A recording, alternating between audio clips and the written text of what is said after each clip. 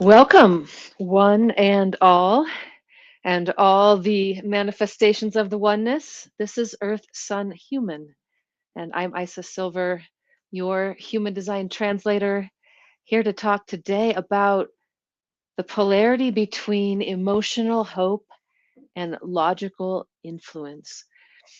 So, through the lens of human design, we see that these forces are polar opposites.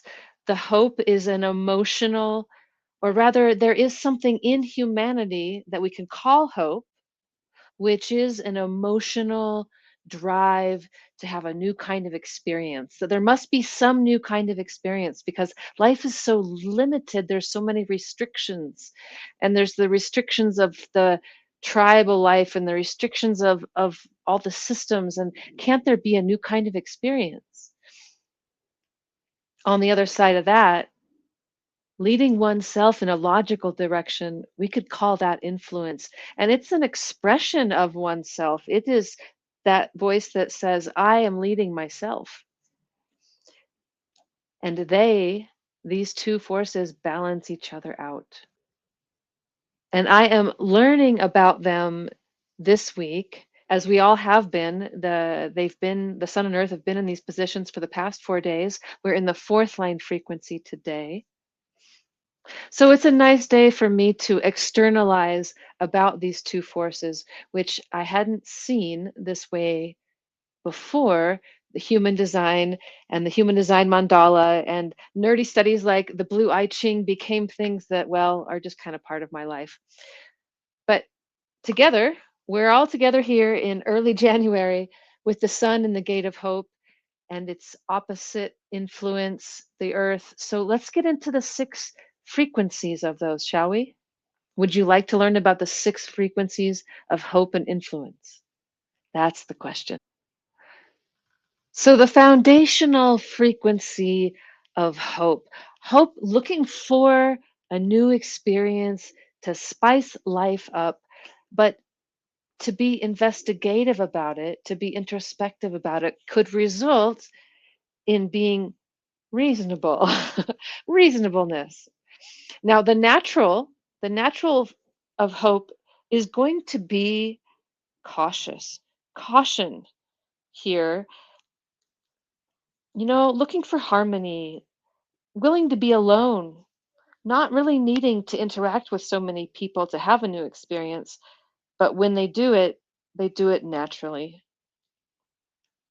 The third frequency, the materializing, the experiencing of hope, this is bumping into and bonding and breaking with other people in the potential of a new emotional experience.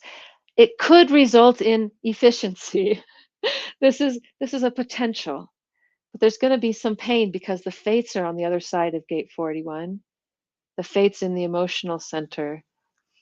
But trial and error could result in efficiency. Now today we have the sun in the line of adaptation. Adaptation. Wait a minute. Did I type it wrong? That's possible. I'm going to check right now. I make these kinds of errors.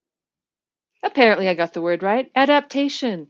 Adapting to the limitations, the restrictions of life. When you can talk about the necessity of restrictions in life, you become someone who can adapt to those very limitations.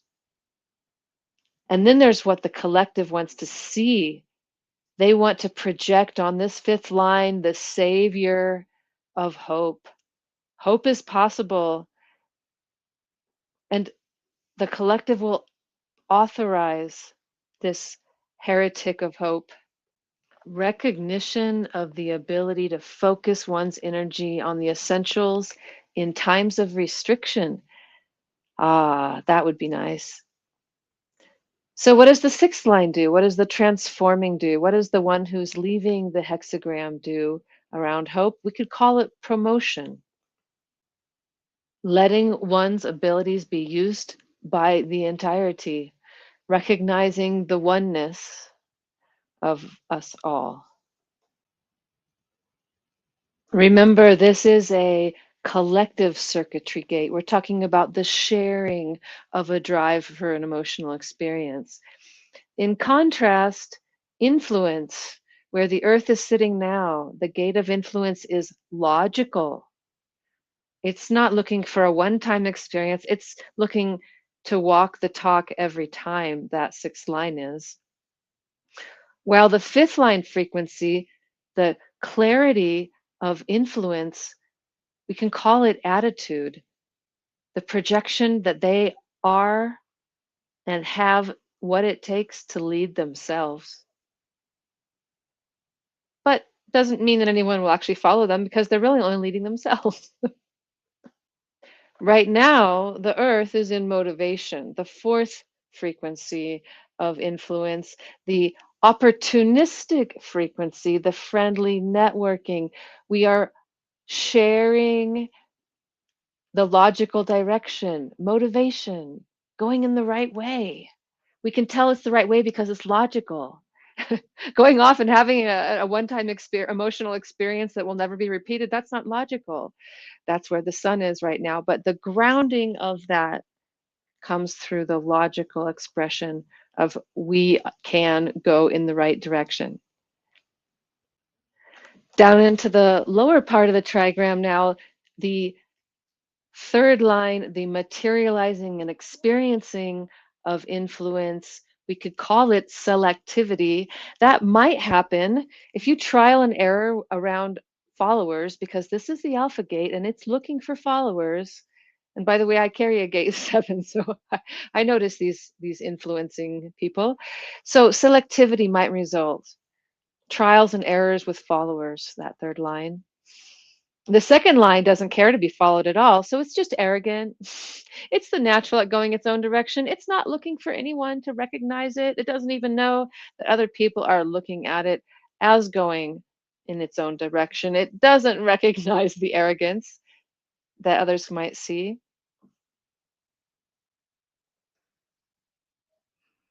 And then there is the foundation of influence. The introspective line can be called manifestation.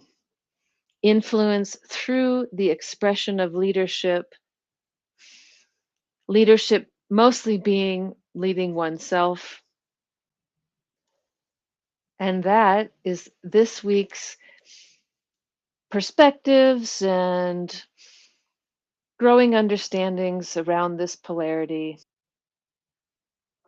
You know, I'm someone who has always thought that the logical direction is the only direction, and I couldn't understand why other people were going on these illogical experiences. And anyway, life has shown me that, yeah, actually, I'm really quite open to unlogical experiences, but I don't understand them in my mind that's trying to be logical. Something that seems logical to me is that I could refine this video, podcast, blog, educational offering into a tidy every 6 days kind of offering. And you know, I think I've got to this level of refinement that includes these kind of slides, this kind of presentation, knowing that some of you might be inspired to learn more about yourself through looking at your own body graph, through studying the Blue I Ching, perhaps through letting me translate your entire human design body graph or that of somebody that you care about. There's a lot of emotionality in the air in these times, and seeing it in the body graph for me is allowing me to embrace feelings which I never had words for before. And what I do here at Earth Sun Human is practice the words for describing the human experience. Thanks for being part of mine.